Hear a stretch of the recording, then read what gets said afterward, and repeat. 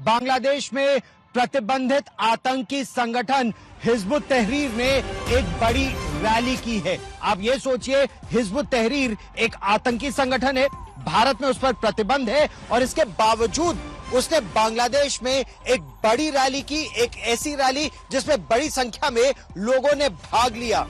एक और बात जिस पर जोर दीजिए कि जब शेख हसीना की सत्ता थी तो हिजबुत तहरीर जैसे संगठन भागते थे, डरते थे, लेकिन अब वो खुले में घूम रहे हैं। न केवल खुले में घूम रहे हैं बल्कि रैलियां कर रहे हैं, रिक्रूटमेंट कर रहे हैं और बड़ी संख्या में कट्टरपंथी लोग इन रैलियों में आ भी रहे हैं। और यह दिखाता है कि बांग्लादेश में चाहे प्रोफेसर मोहम्मद यूनुस को नोबेल पुरस्कार से सम्मानित किया गया हो, जमीनी स्थिति बांग्लादेश की ऐसी है कि कट्टर इस्लामिक संगठन अब केंद्र में वहां पर आते जा रहे हैं और मजबूती से।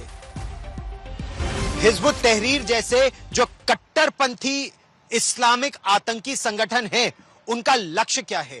उनका लक्ष्य यह है कि चुनी हुई लोकतांत्रिक सरकारों को उखाड़ फेंको और इस्लामिक स्टेट जैसा राज स्थापित करो। जिस तरह से एक इस्लामिक कट्टरपंथी शासन और प्रशासन इस समय बांग्लादेश में है, हिजबुत तहरीर की कोशिश यह है कि भारत समेत इस क्षेत्र में केवल इस्लामिक संगठन हो, इस्लामिक सरकारें हो। और आप यह सोचिए कि इस सोच के लोग अब बांग्लादेश में सेंटर स्टेज में है, मध्य में है और भोले भाले लोगों को कट्टर सोच की ओर वो आकर्षित कर रहे हैं। और इस समय यही भारत जैसे लोकतांत्रिक देशों के लिए, इस पूरे क्षेत्र में जो और लोकतंत्र है, उसके लिए इस तरह की सोच कितना बड़ा खतरा बने हुए है।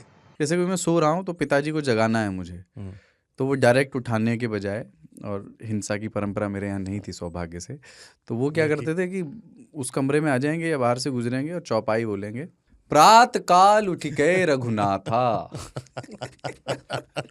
मात पिता गुरु नावई माता। कभी कभी मैं गुस्से में उठ करके अरे पापा चरण स्पर्श किया और सो गया, मैंने कहा अब मत उठाना।